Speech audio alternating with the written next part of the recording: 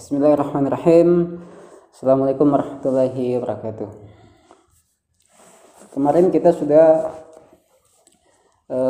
membincang salah satu jenis dari argumentasi yang digunakan untuk membuktikan wujud Tuhan, yaitu argumentasi yang berpijak pada pencarian atau pengamatan tanda-tanda Tuhan, jejak-jejak Tuhan di alam yang begitu banyak, sehingga semakin banyak tanda-tanda Tuhan di alam yang kita temukan, maka semakin besar kemungkinan adanya Tuhan. Itu metode yang salah satu jenis metode yang dibuktikan, yang digunakan dalam membuktikan wujud Tuhan. Jenis argumentasi yang kedua adalah argumentasi yang sedikit banyaknya itu juga berpijak pada pengamatan indrawi, dengan mengamati sebagian dari sifat-sifat yang dimiliki oleh ciptaan, oleh alam. Misalnya di sini saya baca saja. Das Teduum, ini kelompok kedua.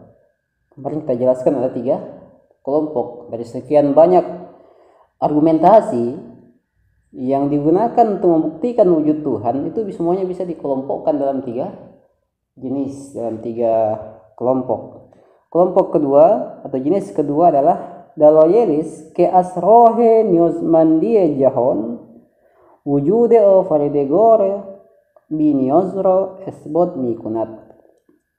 Jadi argumentasi yang dari sisi butuhnya alam, kita membuktikan keberadaan pencipta yang tidak butuh.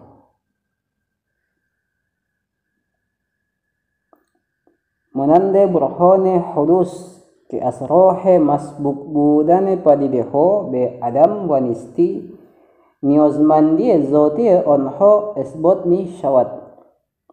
Seperti burhan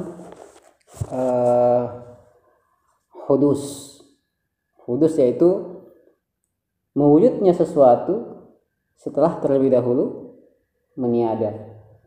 Jadi di antara eksistensi entitas itu ada yang sebelumnya tidak ada, kemudian mengada. Di satu waktu dia tidak ada, dan di waktu yang lain dia ada. Misalnya saya dalam wujud seperti ini, itu tidak ada 50 tahun yang lalu. Artinya 50 tahun yang lalu saya dalam bentuk yang seperti ini, manusia yang seperti ini saya tidak ada. Mungkin ada benda-benda lain, ada wujud-wujud lain yang merupakan, yang berpotensi menjadi saya, tapi saya tidak ada pada saat itu. Kemudian saya ada di saat ini. Nah, dari sifat-sifat seperti ini, dari sifat-sifat butuhnya ciptaan, itu menghantarkan kita pada adanya wujud yang tidak butuh, yang memberikan kebutuhan pada ciptaan. Kalau kita melihat misalnya para sains, yang dilakukan para sains itu adalah sekedar mengumpulkan hal-hal yang telah ada, kemudian merakitnya, mengkombinasikan semua hal-hal yang telah ada itu sehingga tercipta sesuatu yang baru. Ada hidrogen, ada oksigen, kemudian dibentuk terjadilah air. Jadi sebenarnya bukan saintis yang menciptakan itu, tetapi hal-hal yang telah ada yang memberikan wujud kepada oksigen dan hidrogen itu. Ini dimaksud dengan butuhnya alam pada sesuatu pada wujud yang lain. Gitu. Jadi begitu juga misalnya dengan manusia. Ada banyak hal-hal yang dibutuhkan oleh manusia yang tidak bersumber dari dirinya. Nah, dari kebutuhan alam ini kita meyakini bahwa ada satu wujud yang tidak butuh dan menjadi sumber segala kebutuhan yang lain. Di sini dikatakan bahwa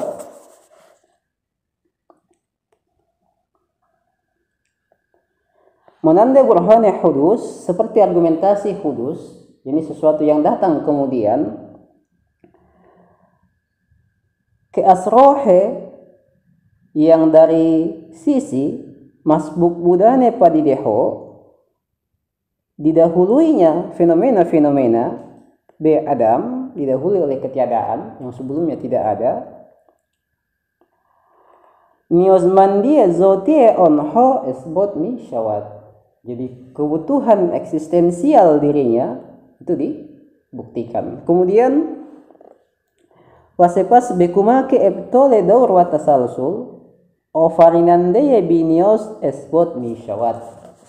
Kemudian dengan bersandar pada kemustahilan tasalsul dan daur, maka kita akan sampai pada sebuah wujud yang tidak butuh, pencipta yang tidak butuh. Jadi yang pertama adalah kita melihat butuhnya ciptaan pada wujud yang lain, kemudian disandingkan dengan premis yang kedua, yaitu kemustahilan daur dan tasalsul. Nah, apa itu daur, apa itu tasalsul, nanti kita bahas di pertemuan selanjutnya. Yang pastinya tasalsul dan daur itu mustahil. Nah, ketika kedua ini mustahil, maka pastilah bahwa wujud yang butuh tadi ini bersandar pada wujud yang nantinya tidak butuh. Karena jika dia bersandar lagi pada wujud yang butuh, berarti dia butuh lagi pada wujud yang lain, begitu seterusnya sampai berujung pada satu wujud yang tidak butuh, dan itulah Tuhan. Karena Tuhan adalah sebuah wujud yang bukan hanya tidak butuh pada selainnya, bahkan selainnya butuh kepadanya.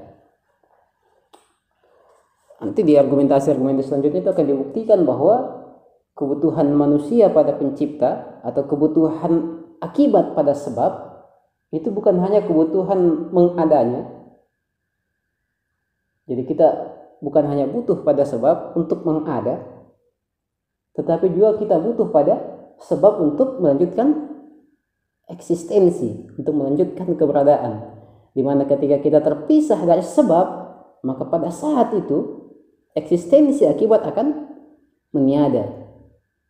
Jadi kalau kebutuhan akibat pada sebab untuk mengada, itu jelas itu kan, tidak butuh dijelaskan sebenarnya. Karena setiap akibat pasti butuh pada sebab agar akibat ini mewujud. Tapi bukan hanya di sini, bukan hanya sampai di sini kebutuhan akibat itu. Bahkan untuk melanjutkan eksistensinya dia juga butuh pada sebab hakikinya, sebab ontologisnya. Itu seperti kalau kita ingin ilustrasikan relasi antara manusia dengan sebab ontologisnya, yaitu Tuhan, itu seperti cahaya dengan benda-benda.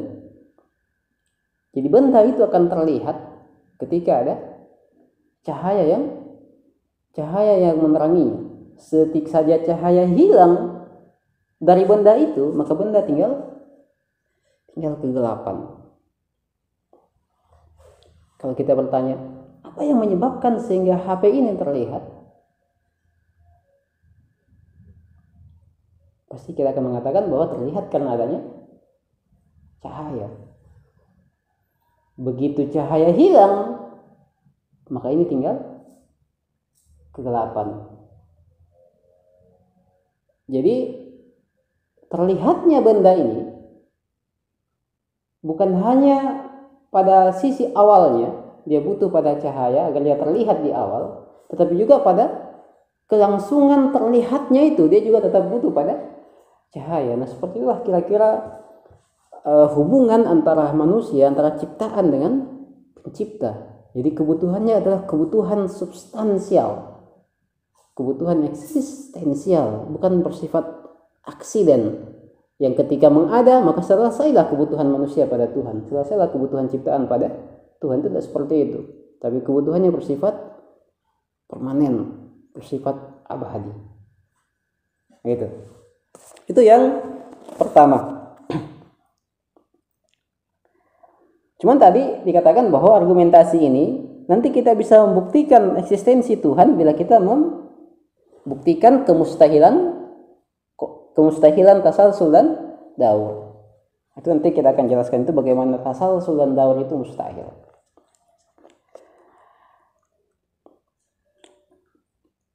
Selain itu, selain dari sisi butuhnya ciptaan, kita juga bisa membuktikan eksistensi Tuhan dengan melihat sifat atau hal-hal yang dimiliki ciptaan yang lainnya seperti gerak misalnya. Jadi dari adanya gerak, kita membuktikan wujud yang tidak bergerak. Sini. Ya burhane harakat atau argumentasi gerak ke asrohe nuzmandiyah harakat bemuharrik, di mana kita melihat butuhnya yang bergerak pada penggerak. Jika ada sesuatu yang bergerak, maka pastilah dia butuh pada yang menggerakkannya atau penggerak. Ini nanti akan berujung juga pada wujud yang tidak bergerak, di mana dia menciptakan sesuatu yang substansinya adalah bergerak.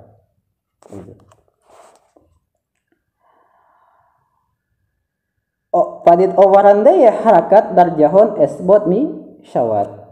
Jadi dengan adanya entitas-entitas yang bergerak, maka kita akan terbuktikan adanya wujud yang tidak bergerak yang menciptakan gerak itu. Itu jenis argumentasi yang kedua. Dasteseum, kelompok yang kedua atau jenis yang ketiga, daloyeli falsafiyah kholesas, argumentasi filsafat murni, argumentasi rasional murni. Ke asmuqaddamote aqliye mas, yang disusun dari premis-premis rasional murni, tidak lagi bersandar pada pengamatan indrawi. Kalau yang kedua tadi ini dan yang pertama itu setidaknya masih bersandar pada pengamatan indrawi. Kita harus melihat alam yang bergerak dan yang butuh. Gitu. Tapi di jenis yang ketiga ini tidak ada premis-premis yang disandarkan pada indrawi. Semuanya bersifat akal murni. Ke asmuqaddamote aqliye mas, yang berpijak pada proposisi-proposisi akal murni, menanda burhane imkon wa burhane siddiqin, seperti argumentasi imkan dan ujub, dan argumentasi siddiqin, burhan siddiqin. Indaste asbarohin, jadi jenis ketiga ini katanya wizagihoya khosidoran, memiliki beberapa keistimewaan. Pertama, nukhus on ke pertama, niyozibe mukaddamote hissi wa tajrubi nadoran. Dia tidak butuh pada pengamatan indrawi, dia tidak butuh pada persepsi indrawi. Makanya kemarin saya katakan bagaimana kita membuktikan eksistensi Tuhan itu dengan akal murni, tanpa butuh pada persepsi indrawi. Jadi dia bukan ilmu empirik, dia ilmu rasional. Makanya kedepannya hanya argumentasi ini yang dijelaskan panjang lebar itu. Sementara argumentasi jenis pertama dan kedua itu tidak dijelaskan begitu panjang. Hanya saya yang menjelaskannya begitu panjang. Tapi di sini nggak ada yang nggak dijelaskan. Nanti argumentasi jenis ketiga yang dijelaskan panjang lebar. Karena itu yang bersifat filosofis.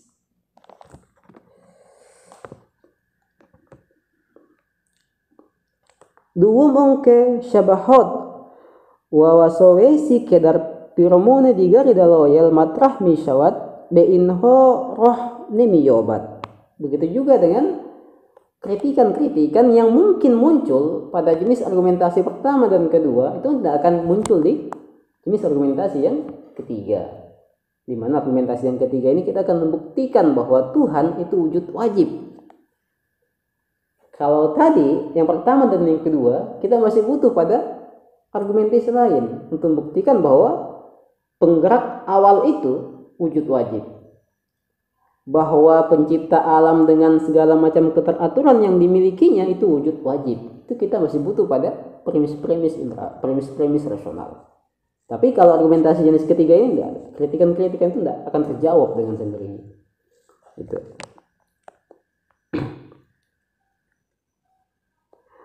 Wadigar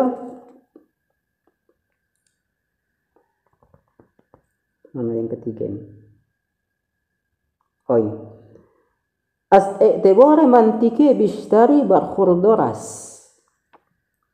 Jadi dia lebih memiliki nilai rasional, lebih rasional ketimbang yang lainnya.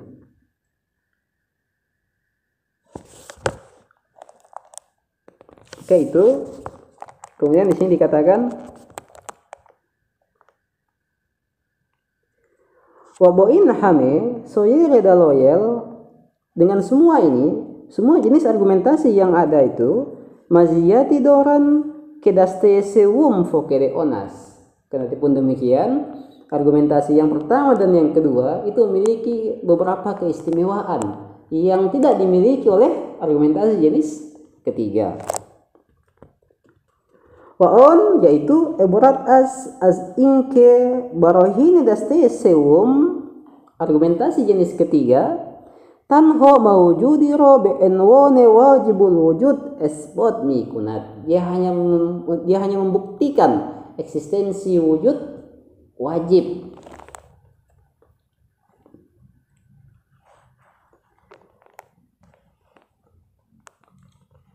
Wa esbote ilm wa kudrat wa hikmat wa hatta jasnabudan wa mugoyarateu bo'olami moddi niosman be barohine di garis. Akan tetapi argumentasi jenis ketiga ini dia tidak membuktikan apakah wujud wajib itu berilmu atau tidak, memiliki kudrat atau tidak, berbeda dengan alam materi atau tidak. Itu butuh pada argumentasi yang lain. Dia hanya membuktikan bahwa Tuhan itu wujud wajib. Apakah dia berilmu atau tidak, itu tidak dibuktikan di argumentasi yang ketiga ini. Itu makanya dikatakan argumentasi pertama dan kedua juga memiliki beberapa keistimewaan yang tidak dimiliki argumentasi jenis ketiga.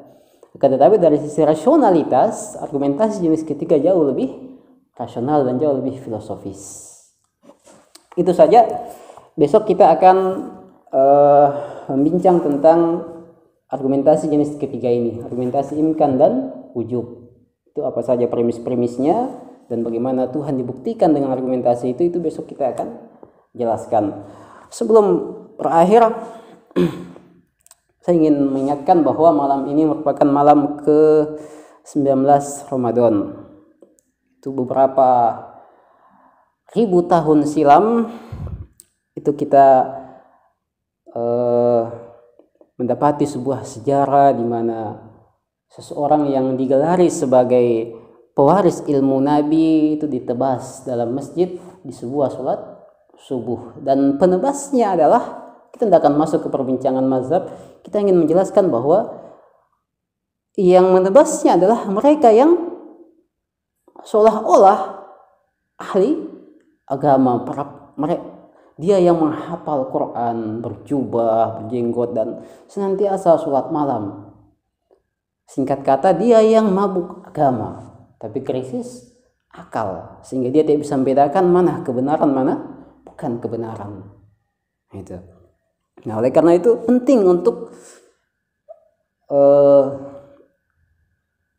melihat agama dengan kacamata rasional. Penting untuk beragama dengan akal. Tidak cukup dengan militansi semata, tidak cukup dengan menghafal Quran. Yang perlu adalah memahami makna dari ayat-ayat Quran itu. Dengan begitu agama yang kita anut adalah agama yang rasional. Jangan sampai kita seperti si penebas itu yang menebas kebenaran. Imam Ali itu adalah simbol dari kebenaran.